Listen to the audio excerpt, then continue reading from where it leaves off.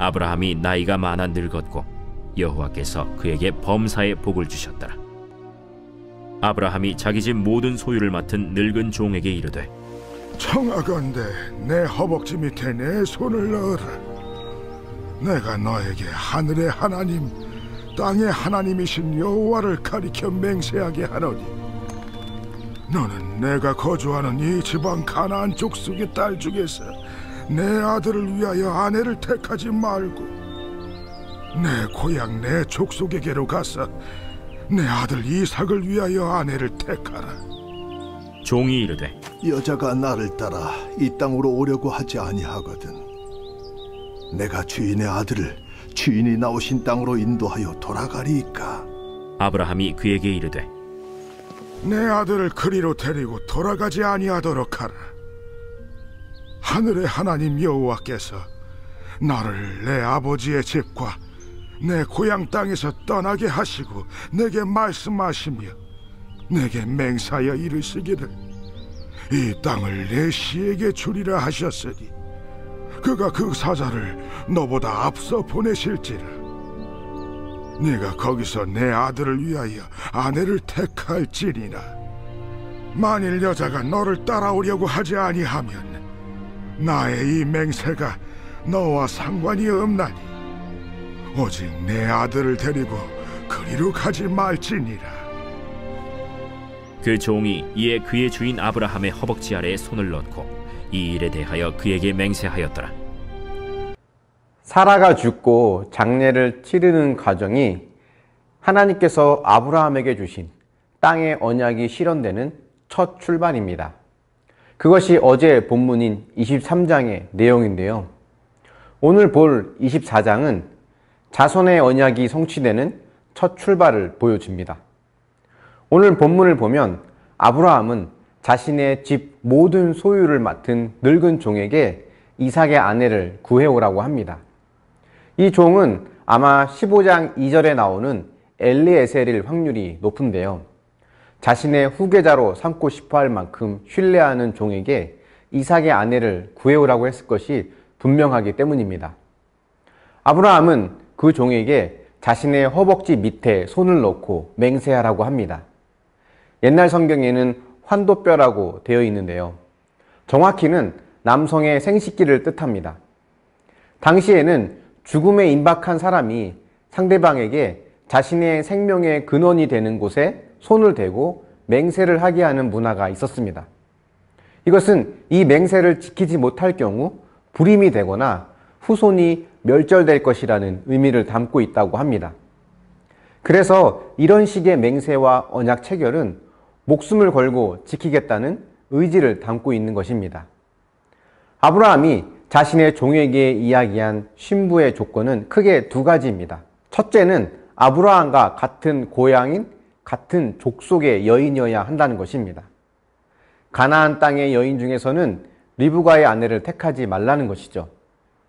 두 번째는 고향과 친척과 아버지의 집을 떠날 수 있는 여인이어야 한다는 것입니다. 이것은 아브라함이 처음 하나님으로부터 받은 명령이죠. 이 명령에 순종할 수 있는 사람, 즉 이 언약에 동참할 수 있는 사람이어야 한다는 것입니다. 두 번째 조건인 언약에 동참하는 자, 이 부분이 참 중요합니다. 하지만 이 부분은 동시에 타협하기 쉬운 부분이기도 합니다. 가나안 여인을 데려와 전도하면 되지 않습니까? 라고 말할 수 있지만 그것은 하나님의 방법은 아닙니다. 하나님은 결혼을 전도의 도구로 사용하도록 허락하지 않으셨습니다. 사사기에 나타난 이스라엘의 타락, 열왕기 상하에 나타난 솔로몬을 비롯한 여러 왕들의 타락은 그 출발이 이방 여인을 아내로 맞이하면서부터 시작되었다는 것을 알아야 합니다. 이 외에도 성경은 여러 가지 모양으로 불신 결혼의 위험을 경고합니다. 가정의 기본단위인 부부가 같은 하나님의 언약 백성으로 출발하는 것은 타협할 수 있는 부분이 아니라는 것을 알아야 합니다. 자녀들을 위해서 또는 손주들을 위해서 여러분 어떤 기도를 하고 있습니까? 그 자녀들이 불신 결혼이 아닌 신 결혼을 할 수 있도록 기도하고 가르칠 수 있기를 바랍니다. 이미 불신결혼을 한 부부라면 그 가정이 하나님의 언약 안에 들어올 수 있도록 더욱더 그 가정을 잘 지키고 보존할 수 있도록 또 기도할 수 있기를 바랍니다.